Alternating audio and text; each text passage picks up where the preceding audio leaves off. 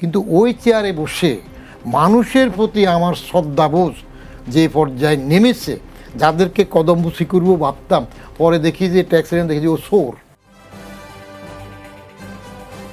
ইউনূসের করের বিষয় আগের ইতিহাসগুলো জানেন না, মামলা করছে তার গ্রামীণের এমডি থাকার বয়স নিয়ে, কত লড়াই করল না, হেরে গেলেন। তারপর ওনার করের মামলাও তো উনি করেছেন, হাইকোর্ট সুপ্রিম কোর্ট গিয়ে হেরে কর দিয়েছেন না, তাহলে ঠিকমতো দিতেন না।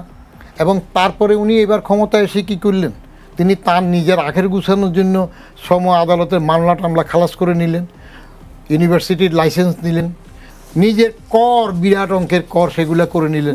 কেন বলতে পারলেন না যে আমি নোবেল লরেট, আমার নিজস্ব যেসব ইনভলভমেন্টের বিষয়গুলো আছে সেগুলো আমার পিরিয়ডে স্থগিত থাকবে, পরবর্তী সরকার আসলে সেগুলো নিউট্রালি বিবেচনা করবে। বাইরের থেকে নর্মাল ব্যাংকিং চ্যানেলে যে রেমিটেন্স আসবে সেটা করযোগ্য নয়। তো ওনার লোকজন আমার কাছে গেলেন, বললো যে ওনার নোবেল মানির উপরে যেন ট্যাক্স না হয়। আমি ওইটুক বিধান দেখাই দিলাম যে ট্যাক্স হবে না, নর্মাল ব্যাংকিং চ্যানেলে আসতে হবে। বলে যে আপনি একটা সার্টিফিকেট লিখে দিন।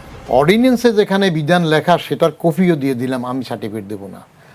শেষ পর্যন্ত নোবেল কমিটি সেখান থেকেও তো আমাকে টেলিফোন করানো হয়েছে যেন এটা ট্যাক্স না হয়।